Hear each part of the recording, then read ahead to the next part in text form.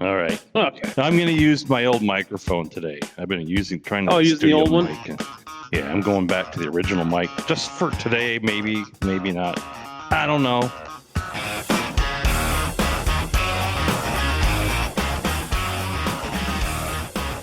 Welcome to another episode of Drake and the Maestro. One is a genius, the other's insane. Yeah, they'll have the listeners will have to determine which one. I'm just kidding. Well, we haven't said thanks to Leo at Leo Metal Covers in episode or two. Not. So, yeah, thanks to Leo Metal Covers for the continuing lack of a cease and or at least the lack of a cease and desist. Right. Yeah. Exactly. The lack of a cease and desist is all we really require.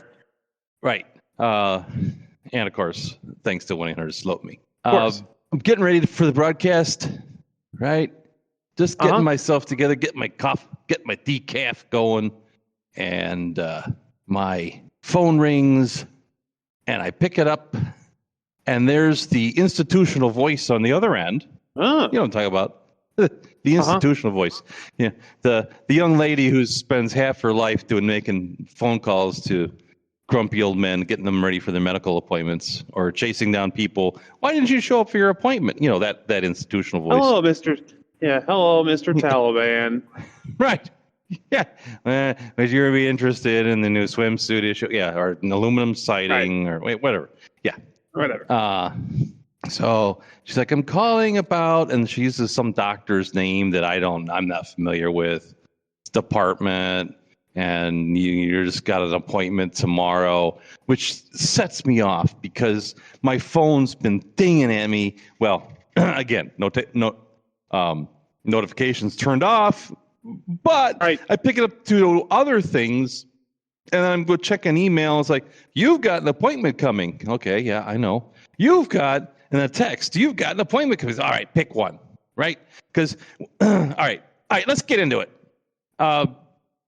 This is the time of the year. It's this very special time of year. And I'm not talking Christmas. When I have to go through my annual tests and doctor visits and certification of life. Right. Make sure you're still alive. Yeah, right. They rotate the tires, change the oil, all that stuff. Anyway, biggest problem is the stuff I need is always out of stock. Right. So most of you people out there, maybe the listeners know that whenever you go, you have an appointment. It doesn't matter. Doctor's appointment, court date, important first blind date, whatever. Anytime there's an important appointment, there's always going to be the guy, every bit of traffic, every bit of congestion, all the traffic lights suddenly are broken. People are driving, weird. And you just have to throw weird in general. You got to throw an extra 15 minutes in just for that. At least travel. At least you got to. Yeah. So it's no different. I'm going for my annual or my semi-annual physical. Get Hal together. Get fired up. Head off down the highway. It's a Judas Priest song in there somewhere. Somewhere. Yeah. See, I was going to call you Rob Halford, but you beat me to it.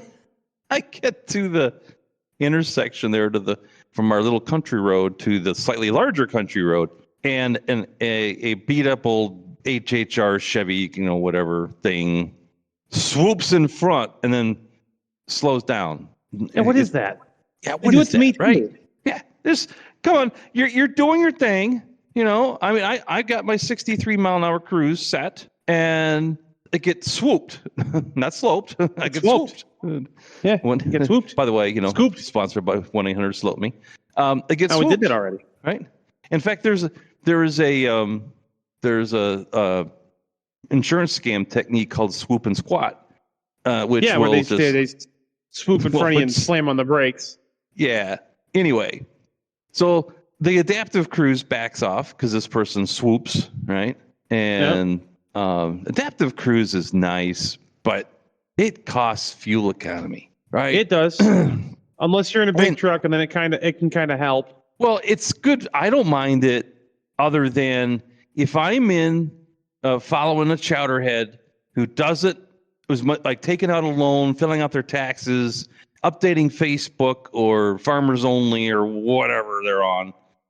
They're looking for Leo metal covers. They're doing everything but drive. And the car probably has. I mean, most cars have cruise, but of course we're not using it because we're going from 40 miles an hour to 70 to 35 to 55 to So my adaptive cruise is like, okay, yeah, car's really far ahead, no problem, and all of a sudden the brakes are coming on, and I'm not pushing them.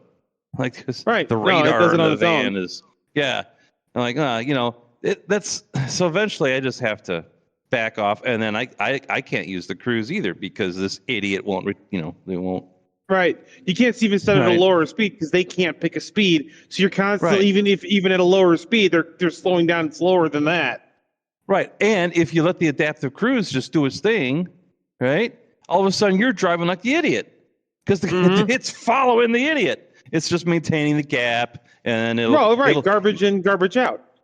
And when the person in front of you all of a sudden accelerates for no apparent reason, the adaptive cruise picks up the pace and keeps. And then all of a sudden, that person is going to slam on the brakes, or they're going to slow down for no reason, or lift off. And then my van's putting on the brake, and it's just like, okay, I'm watching the average on my fuel economy just go down and down. Like, that's it. I'm just going to operate this thing myself because, I'll let them gain gap, and then I'm not going to put on the brake. I'll just let them close the gap, and then we'll figure it out, right? And I'm going through this, and I'm trying not to be too frothing because it's typical. It's just is typical, right? So that this person is going to be in front of you, right? And you're trying not to get your blood pressure up because you're on your way to a doctor's appointment. That's right.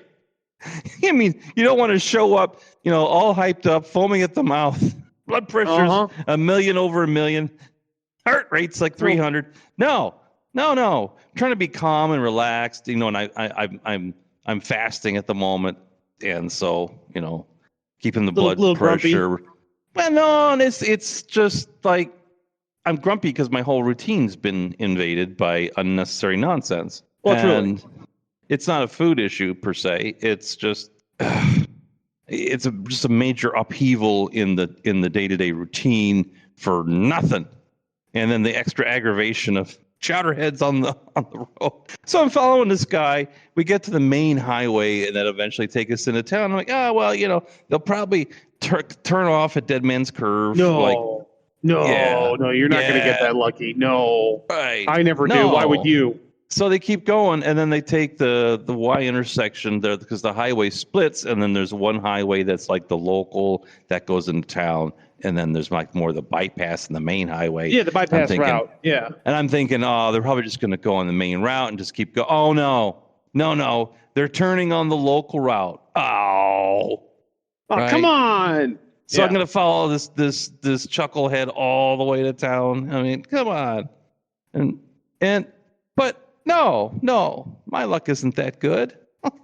Because mine isn't. Why would yours be? It gets to the Y intersection, and this person yields to let someone coming from the other direction turn and go ahead of us. Which, okay, we could be, that could be a good thing. It could be someone who's, picking up the pace and whatever, and then, no. The slow car or the inconsistent car I've been following is now being slowed down by the car they let in to the conga line of participants in our little road rally. So I was going slow before, at least, and inconsistent, but now that chucklehead has been replaced by a different person, chucklehead, and the lead. And so I'm waiting, and every brodozer behind me is passing us in a fury of diesel smoke. And then I see, but I'm not passing on a double yellow. The last thing, it would be just typical to go through all that. Oh yeah. Ended up driven over at the top of by a brodozer, end up in the emergency room of this very hospital I'm trying to get to for my tests. Right. It's just the ride there would be a little different, and or you pass on the double yellow and there's a cop sitting right there and he pulls you over. It's like, why moron? Why not both? Get smashed by an oncoming bulldozer and a ticket for going over the double yellow. It'd be even better if the cop's in the bulldozer. Like, yeah, I would normally say I don't have that kind of. I don't fortunately have that kind of luck. But in this case, that absolutely would apply. Right, but you're going somewhere, so you absolutely will have that kind of luck. That's right. That's right. If it wasn't for bad luck, have no luck at all. So, yeah, I'm one of those people. I'm getting. Like, I can't go and do anything. Well, you'll have to tell us later because you're breaking up there, Captain. I'm in the middle of nowhere in Oregon, close to the. Yeah, we always have bad luck trying to do a broadcast in Iowa. I don't know what that is. So I'm just going to continue forward.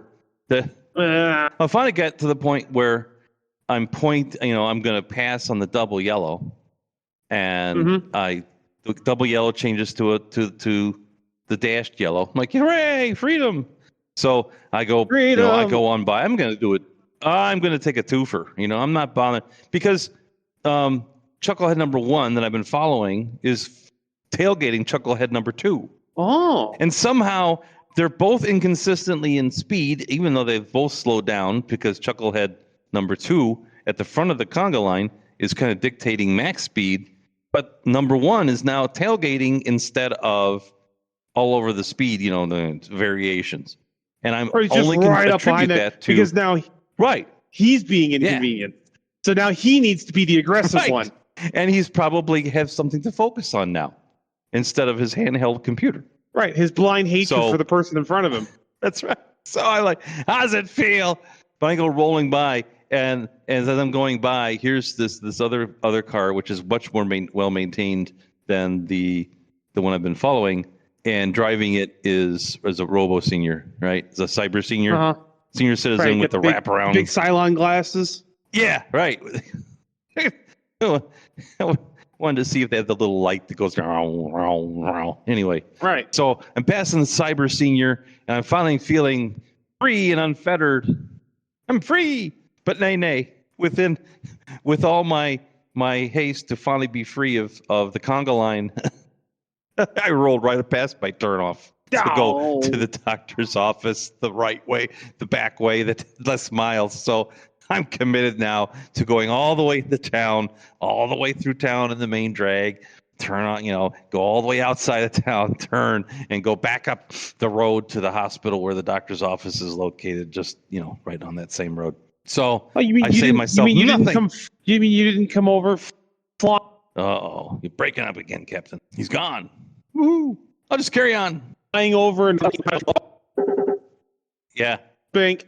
Well, you're going to have to edit that out. Yeah, gonna have to. So I missed my turn. I had to go all the way through town, and then all the way to the other side of town, all to the road to the hospital, the last stoplight in town, and turn and go up to the hospital, and then around the hospital, and then out to the office, doctor's office. Which, if I had not missed that turn, So I ended up there. What I was saying was, why didn't you just cut in front of the person that was the cyber senior to slam on your brakes to make your turn? It would have looked like a NASCAR event if I'd done that, because as I'm looking at cyber senior and going past, I'm looking past the car and realizing there's my turn from the left lane. I'm just saying, why not do what everybody else does to me, where I get cut off for no apparent reason for them to make their exit when they could have just stayed behind me for an extra 2 seconds and just exited off. No, because I would have had to Austin Dillon the senior, and that's just not cool. Oh, well, I do have an official update about that, but we'll finish that. We'll do that after you finish your doctor story. So I get unloaded and out into the check-in, and then they go through the check-in procedure. And then shuffle me off to the waiting room. They've asked you a million times. Oh, I'm coming there. Oh, I'm waiting in the waiting room, which was clearly done by the chief architect of the Bland Planet, right? Oh, yes. In the waiting room. Would not be confused with the Neutral Planet. It's completely different. Yeah, it's not. Well, no, they might be neutral, but they're definitely bland. Except just because you're neutral doesn't mean you're bland. But anyway. Except you have dueling TV screens in the waiting room, right? So One side of the waiting room has got a big TV screen, and it's playing a news station from like L.A. Okay. And then the other one's got Dora the Explorer on it. Huh. I'm assuming you say Explorer, so it rhymes, right? Dora the Explorer. No, it's Dora the Explorer because it's Dora the Explorer. Dora the Explorer. Dora the Explorer. Well, it doesn't rhyme. It needs to rhyme. It should be like it does not need to rhyme. You need to rhyme. It needs to rhyme. It needs to rhyming. Everything must have now, symmetry. I mean it. Doggone it. Everybody want a peanut? So I'm thinking, well, I'll see what the station, the LA we're in the Midwest. Why would listen to an LA news station? And then whatever they were on. Well, whatever they were just yakking. There's typical vapid news people talking, and I realized that I'm feeling like my IQ is slowly dropping. So then I started listening to Dora the Explorer. But I was gonna you got to watch Dora the Explorer because it might actually raise your IQ points a little bit. Well, compared to the news station. But all the constant kids' voices that just bothers me. It's a kid show. Well, I know, but not all kid shows have to have cartoon kid voices, for crying out loud. It's a kid show, so they can watch kids things and be talked to by kids, so they feel like they're connected to the character. Sesame Street. Big Bird didn't have a kid's voice. Come on. Yes, he did. No, he didn't. He had a Big Bird voice. He had a childlike voice. No, not like Dora the Explorer. Anyway, it doesn't matter. I'm watching this, and no, not like Dora the Explorer, but it's child. That's why I said childlike. Well, it's anyway. Can I make you childlike? Move on. They give you the questions. It's like when I was at when I went for my previous to this exam, I had just come back from having an echocardiography. Go to the cardiac. The same place that kept blowing up my phone today. You got an appointment. I know I got an appointment, right? But I was just there a week, right before this checkup for an echo, a cardiac exam. And I'm going in there, and it did the same thing. You've got an appointment coming up. You got an appointment. I know. Right, but they're used to dealing with old registration. People. Right, then you pre-fill out the registration, and then you get there, and they hand you a form to fill out the same questions you already filled out. It's worse. You have to go interview. You have to go get interviewed. So what's the point of pre-filling out the form for the interviewer to ask me the same questions that are on the form? And then she's trying to rearrange it. She's trying to catch you in a lie. Yeah. Well, if that's your wife's phone number, well, let's put that as a wife's cell phone instead of your work. No, because if I'm not available, she answers the phone, and she might as well be listed as the work number, because that's what you're going to call to try to reach me during the day. And if you do that, you should get her if you can't reach me. Well, then we'll list that as a cell number. No, leave it the way I filled it out that way for a reason. Leave it, because I've been through the communication thing with you people. Yes, I said you people, and said it. You don't get it right. So I put it in. Since I had the opportunity to correct my own record, I did it. Move along.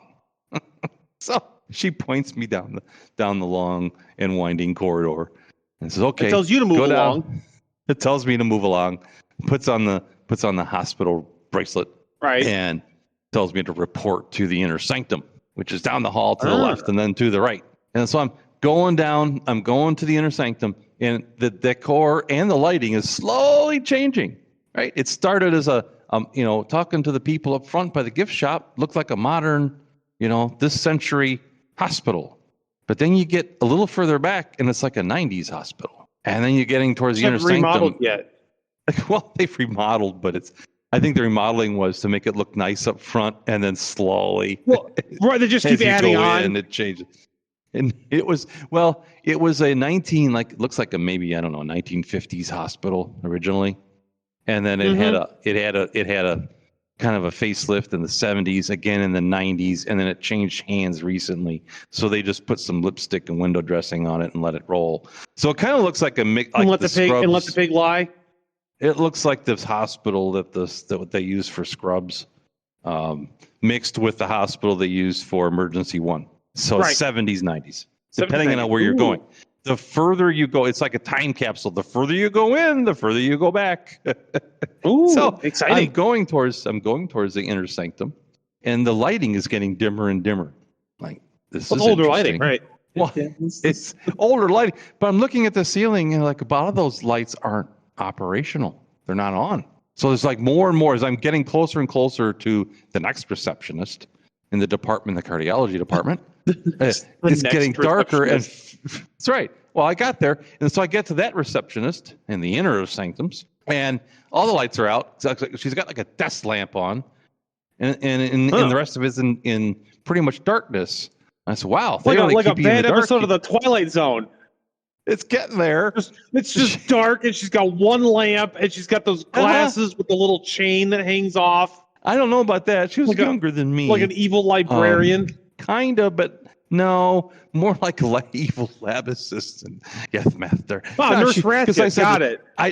No, it's actually kind of pleasant in a very scary way. I said, well, they keep you in the dark down here. No. This was different. This is more like different kind of scary.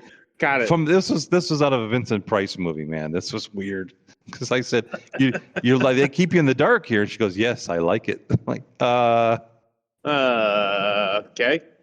They go over there in the waiting room. Alfred Hitchcock. That's right.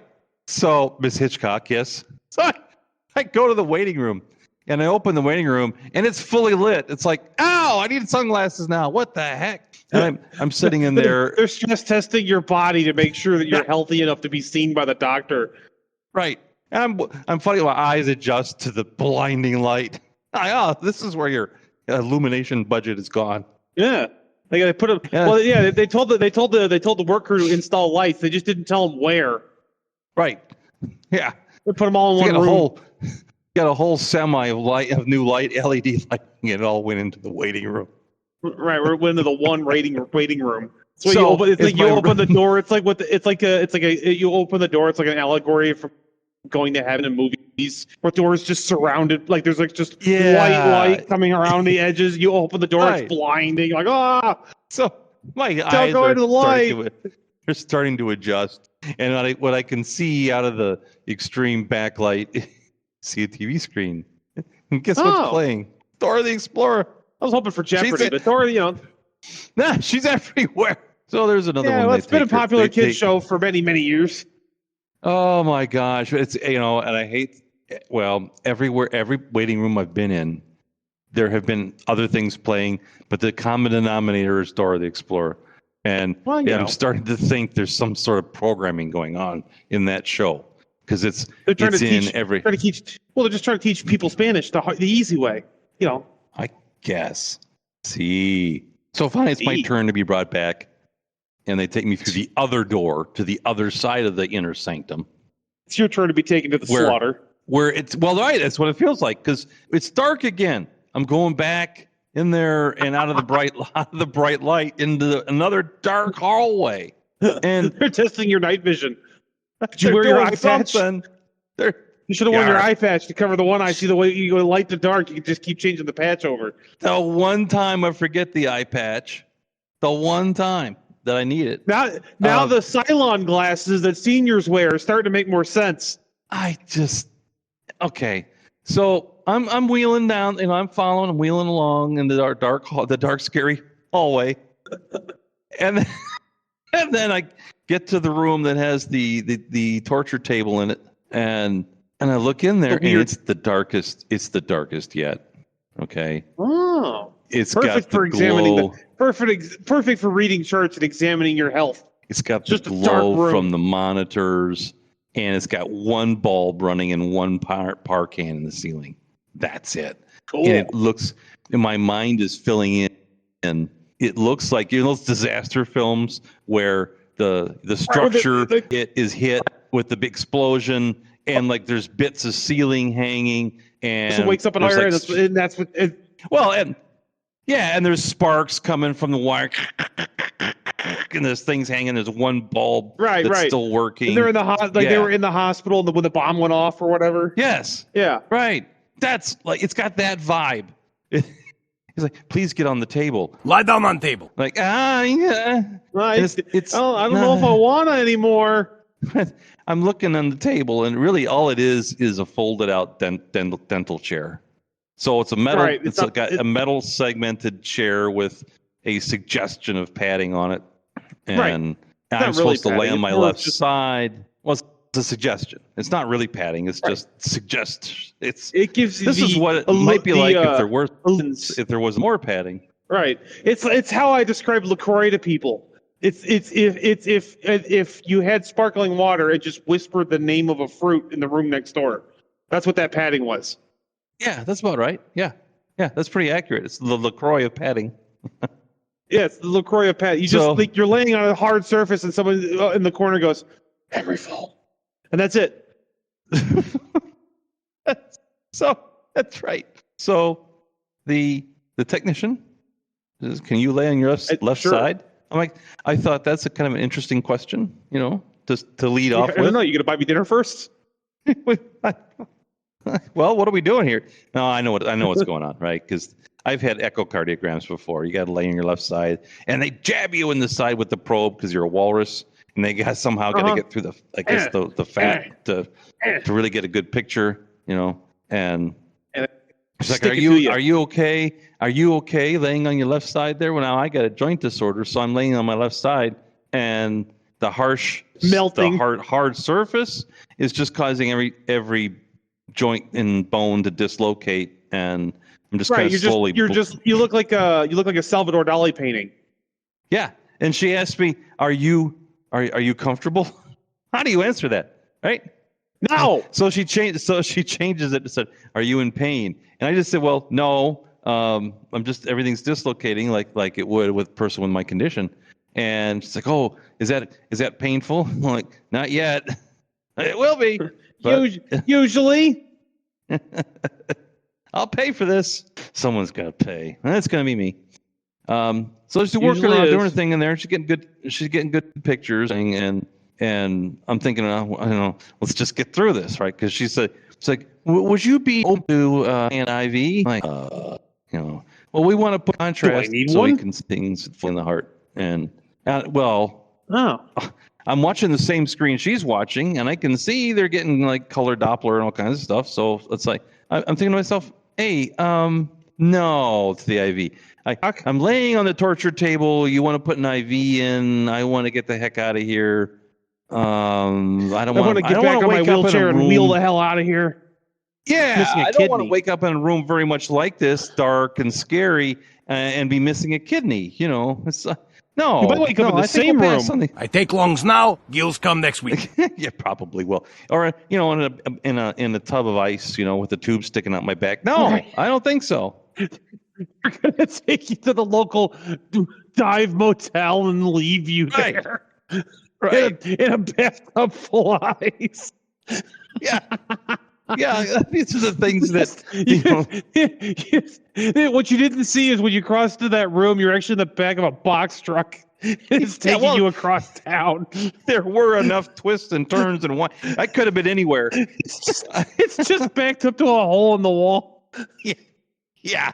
Those kinds of thoughts did occur. You made a wrong turn somewhere. There's a nurse standing in a well-lit room going, he should be here right now. Yeah, right. I wheeled out the loading dock by mistake. Right. Did your nurse have a weirdly Eastern European accent? Yes, it says something about gills come next week. I don't know what that meant. I take lungs now. Gills come next week. Yeah, it seemed like a weird exchange. So they got done. I had to walrus myself, kind of flop down out of that thing like a wet fish, like a seal trying to get up the beach. Just Well, a seal trying to get off that little stand with the horn, wearing a party hat. Yeah.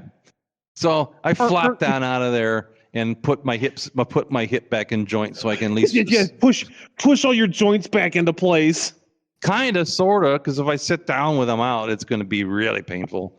And so, I get back to my wheelchair, and she's like, "That wasn't so bad." I'm like, okay, yeah, for you. It says you. You didn't have to experience. It wasn't so bad for you. That's what I meant.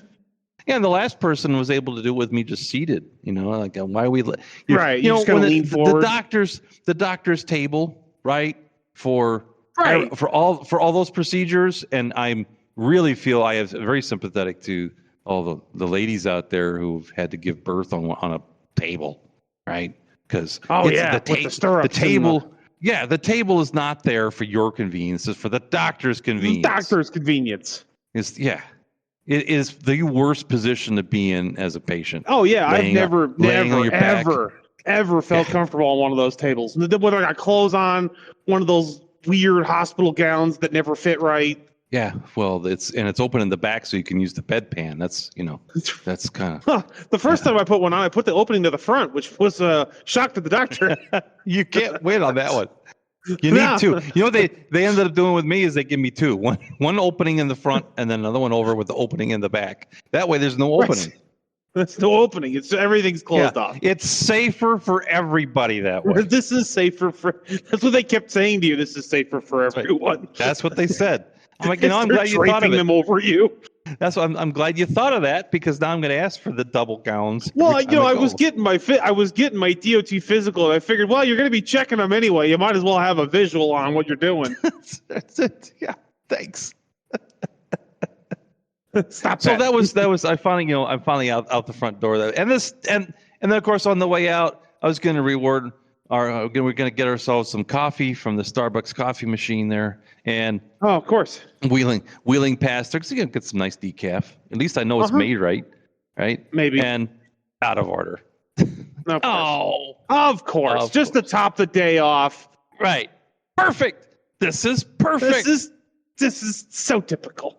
This is typical. Typical. Yeah. So I'm thinking about I am regaling myself, if you will, or ruminating on that adventure that had just happened while I'm in the waiting room for my my general practitioner doctor. And then, of course, they call you back, and first thing they want to do is hoist you up on the fish scale to see if I have an official weight for you. No, wait. Do the blood pressure first. Because, if I've had to end up flopping around like a walrus to get on the scale, that's just going to change things. Yeah. Can you just weigh me with the wheelchair? We get that. I don't have a terrible weight. The last time I went to a hospital, they put me on the regular scale, and I overloaded. I was too heavy for that scale. Right. They put me on the wheelchair scale. I had to stand like a dog at the vet. I was just standing on a big flat platform, and they're looking at the screen, going, "Oh, you weigh this much." Thanks. Yeah. Thanks for that. They're accustomed. Well, at least they're accustomed to treating walrus. And my doc's office, same way. They don't even have a regular scale. They just have the walrus scale. They just have the fish scale. The big vet scale. Yeah. Yeah. That's all. Okay. So I know our podcast mascot. Oh no. It's Neil. It's Neil the seal. This is a real animal. Neil the seal is a real seal. He's a lion. I think it's a lion seal. He lives in Australia. Right? And he terrorizes a small town. He comes in and he will, people have had to call off work because Neil the seal is laying behind their car and they can't leave. Just basking. It's so bad. I'm basking over here. What's it to you? I'm basking. I think he's an elephant seal. I think that's what he's, because one of the big, the big, blubbery, they've tried to push him back in the ocean and he just comes back up on shore no, I want to be up here. He'll fight traffic cones. No. So it's gotten so bad that the town that he inhabits at this point has paid to have a tracker put on his head so they know where he is. And it's tied to an app so people can see where Neil the seal is. And if that doesn't encapsulate our podcast in some way, I don't know what does. So he really defines the term beachmaster. He just kind of hangs. It's like a small island town on one of the smaller islands outside Australia. I'll have to check that out. Yeah, you gotta go. You just Google Neil the seal. He'll come up. I'm basking here. He's great. Yeah, he'll lay across. He causes big traffic jams because he'll just lay down on the road. But this is good. Why do I seem like, I know he's in Australia, but why do I seem like he's got a New York accent? It just seems it's that kind of behavior. Hey, I'm laying here. Whoa, I'm basking here. What you doing, or Jersey or something like that. It's got to be, right? Yeah, Jersey. Hey, I'm basking here. What? So I get to the doctor. Nurse is like, well, how, any changes with your medication? I'm like, let me tell you, the Gila monster venom that I was injecting was making me really sick, and it didn't change the demand for insulin at all, other than maybe to raise it because I was taking the same amount of insulin, but for less food. Right, because the food's sitting in your gut, just sitting there, not going anywhere. I was telling the doc and all this, and doc's like, wait, hold on. He takes out his phone. It's like, I hope you don't mind, but I've got this AI recording thing on my phone that listens to everything you're saying, and then it disregards the unimportant things and takes the important stuff and puts it in the proper categories in the patient outtake form or whatever form. How does Skynet in his pocket there decide what is and isn't important? Isn't that what the doctor is for? Well, anyway, he usually has a medical transcriptionist that comes with him, and she's like it's like a court reporter. Right, she like a stenographer machine. I feel like I'm giving a deposition and go to the doctor, and she's like, you kind of are. I mean, you're giving a doctor deposition, but so no more mentions. Which is now how I'm going to start referring to my checkups. I had to go to a doctor deposition. I got to go to a deposition. What? Yeah. What? Yeah. Nah, got to go through it every year. It's my annual deposition. Yeah. That's my annual deposition. So asking a bunch of questions. There's a reporter in the room. If I start telling Drake and the Maestro stories, the AI will get bored and ignore it, and then not put it in or report it to the CIA. Seppuku. Who knows? It commits seppuku and his phone explodes. Yeah, something. So I put it out there. I'm like, I don't care. And so he sets it out there, and we're doing the doctor's visit, and he looks at the phone. It's like, because Skynet got involved, and all of a sudden it's like, it's not recording. Why is it not recording?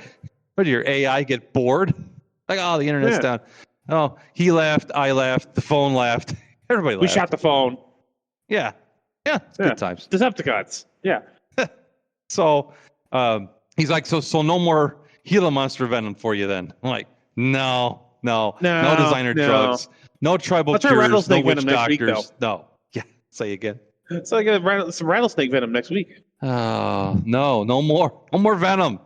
You know what? Komodo dragon. And by the way, listeners, if you're fighting the same problem, right, there is a better product that's a natural supplement. It's called berberine. Berberine actually, it'll turn you into a berberine pirate or Burberry pirate. Right. You suddenly have the urge to take to the sea and rob people of their gold. Well, you'll have your eye patch so that when you go to the dark, scary hospital, you'll have your eye patch. It comes in the bottle. It's like you usually get that cotton ball at the top to hold keep the pills from rattling and shipping. You just get an eye. It's actually just an eye patch. It comes out. Well, it looks like cotton, but you start pulling. I'm like, wow, look at that. It's an eye patch. What is this? That's an eye patch. Oh, yeah. Flesh tone even. But it is way more effective than the Gila monster venom. I'm still alive. I got the paperwork to prove it.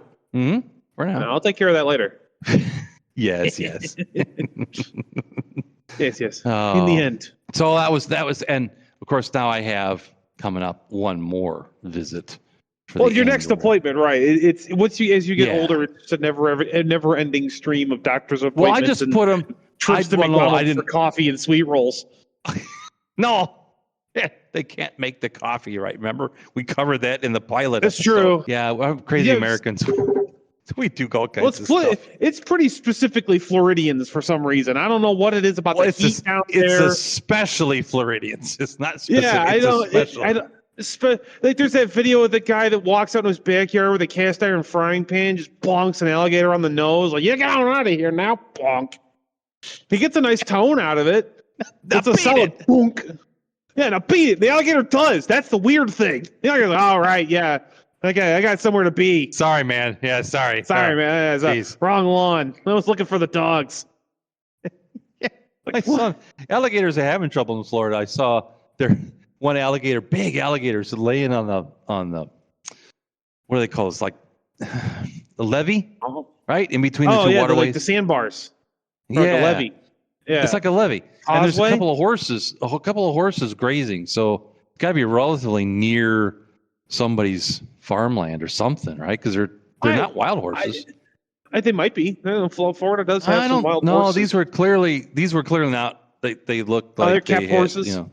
Yeah, and all of a sudden that alligator didn't move much. Like he just cast an eye upon one of the horses. The horse. Yeah. Yes, it's a quarter. They look like quarter horses. They look like the race horses. Oh, okay. Yeah, they that kind of breed. And race horses sometimes a little jittery. Yeah, a little bit. Skittish, yeah. And all that alligator did was move an eyelid. That was it. And that horse is like rearing up and just stomped the living daylights out of the gator. It's just hooves. It was hooves of fury. The alligator's like, crap. And it was a big alligator. It's like, it's a 10 alligator's getting pummeled like, ow. All I did was move. That's right. Because the alligator was playing, I'm just a log. I'm just laying here. I'm laying in the sun. I'm a big log. I'm just basking in the sun. I'm a weird bumpy log with teeth. Right. And all he did is move an eyelid to look around. And he just twitched an eye. Yeah. And that horse went berserk. The alligator was moose. The alligator proved how fast the alligator can move on land because that thing was out of there like, holy crap, I'm out. Right. It's like getting beat up by Mike Tyson. I'm out of here. I'm going back to find me some tourists. They're easier prey. They at least try to feed me. Florida is a fun place because and everywhere else, if there's a rattling in the dumpster, you figure it's a trash panda.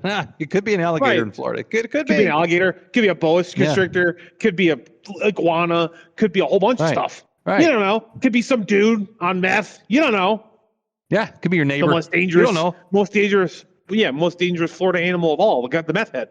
There was a guy that tried to rob a Wendy's with an alligator in Florida. At the drive-through. Sure.